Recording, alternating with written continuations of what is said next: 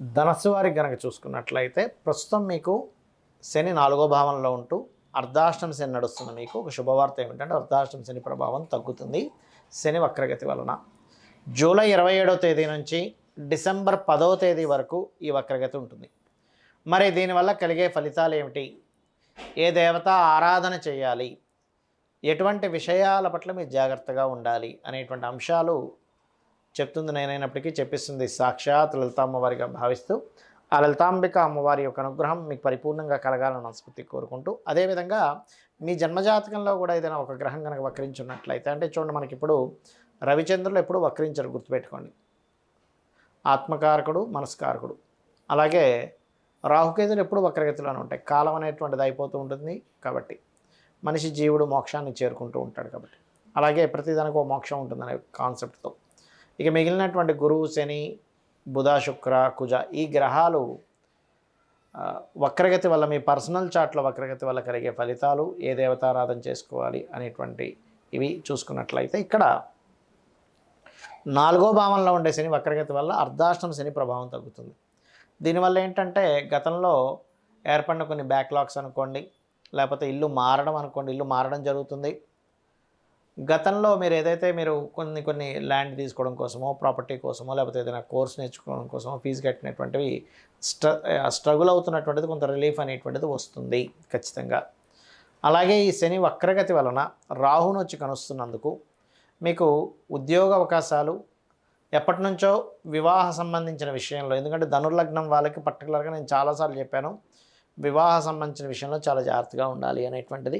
కాకపోతే ఇక్కడ దశమంలో శుక్రుడు ఉన్నందుకు మాత్రం ఈ కెరియర్ విషయంలో ఆగస్టు మాసంలో మాత్రం చాలా చాలా చాలా కేర్గా ఉండండి, గుర్తుపెట్టుకోండి. అలాగే మరొక విషయం ఏంటంటే ఇక్కడ గమనించినట్లయితే ఈ ఆగస్టు మాసంలో ఒకటి చాలా జాగ్రత్త కేర్గా ఉండాలి.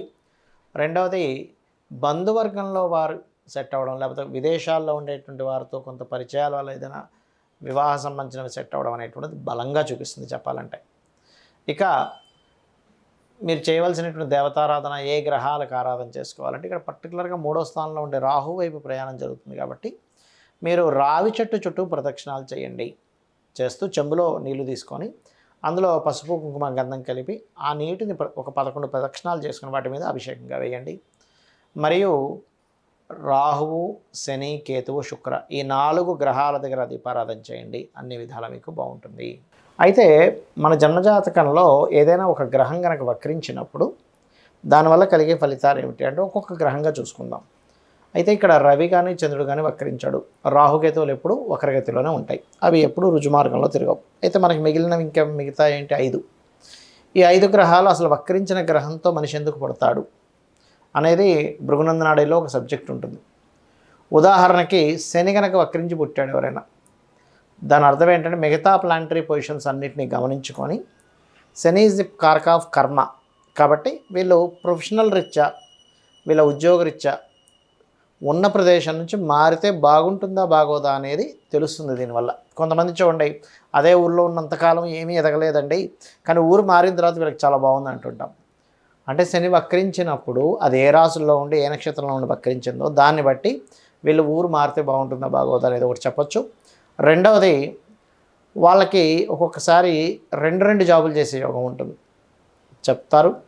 దేన్ని మిస్ అవుతున్నాడు, దేన్ని కనెక్ట్ అవుతున్నాడు. ఎందుకంటే ఒక గ్రహం ఒక రాశిలో ఉన్నప్పుడు ఒక భావాన్ని నుంచి వెనక్కి వెళ్తుంది.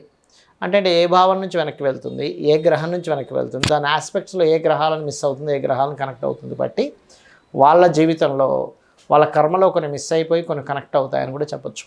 అదేవిధంగా కొన్ని పూర్వజన్మలో ఉన్నటువంటి కొన్ని పెండింగ్ కర్మాస్ వక్రగతి అంటే చెప్పాలంటే, కాబట్టి పూర్వజన్మలో కొన్ని మిస్ అయినటువంటి కొన్ని కర్మలు చేయడానికి వచ్చారు ఈ భూమి మీదకి అనేటువంటిది అర్థం. ఇక గురువు వక్రించాడు అనుకోండి ఉదాహరణకి, అప్పుడు ఏమవుతుంది అంటే ఇక్కడ జీవుడు కొన్నింటిని వాంటెడ్లీ ప్రయత్నపూర్వకంగా కొన్నింటిని వదులుకోవాల్సి వస్తుంది, కొన్నిటితో కనెక్ట్ అవ్వాల్సి వస్తుంది. ఒకటి జ్ఞానము, కొంత ఆధ్యాత్మిక సంబంధించిన కొంత ఏదైతే పూర్వజన్మల్లో మిగిలిపోయినటువంటి బ్యాలెన్స్ ఏదైతే ఉందో దాన్ని క్లియర్ చేసుకోవడానికి వచ్చాడు. అది దేవతా కర్మ అనుకోండి, గురువుకు సంబంధించిన కర్మ అనుకోండి, లేకపోతే గురువులు నుంచి అంటే గురువులకి ఏదైనా చేయాల్సింది మిస్ అయిపోయింది, అది దత్తాత్రేయ సంబంధంగా ఉండేటువంటి ఆధ్యాత్మిక కర్మ అనుకోవచ్చు, టీచర్స్ రూపంలో ఉండేటువంటి గురువులు అనుకోవచ్చు, మీకు మీకు మంత్రాన్ని ఇచ్చిన గురువు అనుకోవచ్చు. ఏదైనా సరే ఒక పెండింగ్ ఉండిపోయింది, దాన్ని ఫుల్ఫిల్ చేసుకోవడానికి భూమి మీదకి వచ్చాడు అని చెప్పి అర్థం. అదేవిధంగా శుక్రుడు వక్రిస్తాడు. శుక్రుడు వక్రించినప్పుడు అది ఎక్కడి నుండి వక్రించిందో చూడాలి, గుర్తుపెట్టుకోండి. సప్తమంలో ఉండి వక్రిస్తేనేమో వివాహ జీవితం విషయంలో డిస్టర్బెన్స్ వస్తూ ఉంటాయి. అష్టమంలో నుండి వక్రిస్తే మంచిది, ఎందుకంటే సప్తమంలోకి వస్తూ ఉంటాడు కాబట్టి. ఆ రకంగా ఇతను లగ్జరీ సంబంధించినవి, వివాహ సంబంధించినటువంటి విషయాలు, అదేవిధంగా కొంతమందికి మీరు మనీని ఇవ్వవలసింది ఉంది, బ్యాలెన్స్ ఉండిపోయారు, దాన్ని రిటర్న్ చేయడానికి వచ్చారు భూమి మీదకి అనేటువంటి చెప్తుంది. అదేవిధంగా కొంత స్త్రీ సంబంధించినటువంటి విషయాల్లో కొన్ని బ్యాలెన్సెస్ ఉండిపోయి, కొంత అమ్మవారి సాధనా సంబంధించిన విషయాలు, అది ఎప్పుడంటే శుక్రకేతువులు కలిసినప్పుడు చెప్పాలి. ఈ రకంగా వాళ్ళ యొక్క బ్యాలెన్స్ ఏమిటనేటువంటిది ఉంటుంది. అదేవిధంగా బుధుడు వక్రించినప్పుడు ఏంటంటే దాని అర్థం మీరు ఈ భూమి మీదకి నాలెడ్జ్ షేరింగ్ కోసం వచ్చారు. అంటే నాలెడ్జ్ షేర్ చేస్తేనే మీ యొక్క జీవితం ఫుల్ఫిల్ అవుతుంది. చూడండి, చాలామంది దాచేసుకుని ఉంటారు వాళ్ళ నాలెడ్జ్ని. దాచుకున్నంతసేపు అంటే అందరికీ వర్తించదు నేను చెప్పేది. కొన్ని ఉంటాయి సీక్రెట్గా, కొన్ని ఉంటాయి అందరికీ చెప్పకూడదు, కొన్ని ప్రమాదకరం, కొన్ని గుప్తంగా ఉంచాలి, దాని ధర్మాలు దానికి ఉంటాయి. కానీ పర్టికులర్గా బుధుడు వక్రించినటువంటి వారు ఏంటంటే వాళ్ళ నాలెడ్జ్ని ఎంత షేర్ చేసుకుంటూ ఉంటే వాళ్ళ లైఫ్ అంత బాగుంటుంది, గుర్తుపెట్టుకోండి. అదేవిధంగా అది విద్యార్థుల విషయంలో అనుకోవచ్చు, వాళ్ళు చేసే టెక్నికల్ వర్క్ విషయంలో అనుకోవచ్చు, ఏదైనా ఎనీథింగ్. కాకపోతే ఏంటంటే అది ఏ భావంలో ఉండి వక్రించింది, ఏ గ్రహాలతో కనెక్ట్ అవుతుంది, వాళ్ళ యొక్క బుద్ధి అంటే దీన్ని వదిలేసి ఇంకో దగ్గరికి వెళ్తూ ఉంటుంది వాళ్ళ బుద్ధి కర్మానుసారైన అంటూ ఉంటాం. అంటే మీ యొక్క బుద్ధిని, మీ యొక్క ఆలోచన విధానము దేన్ని వదిలి దేన్ని పట్టుకుంటుంది అనే విషయం వక్రగతి వల్ల చెందేటువంటి బుధుడు వల్ల వస్తుంది. బట్ ఎవరికైనా బుధుడు వక్రించుంటే మీ నాలెడ్జ్ షేర్ చేయండి, చక్కటి ఫలితాలు వస్తాయి. ఇక మనకేమేమయ్యాయి ఇప్పటివరకు? గురువు అయిపోయింది, శని అయిపోయింది, బుధుడు అయిపోయాడు, శుక్రుడు అయిపోయాడు కదా. ఇంకా మిగిలినటువంటి గ్రహాలు ఏమిటి అని చెప్పి చూసుకున్నట్లయితే ఇక్కడ పర్టికులర్గా మనకి రవిచంద్రులకైతే ఉండవని చెప్పి చెప్పుకున్నాము.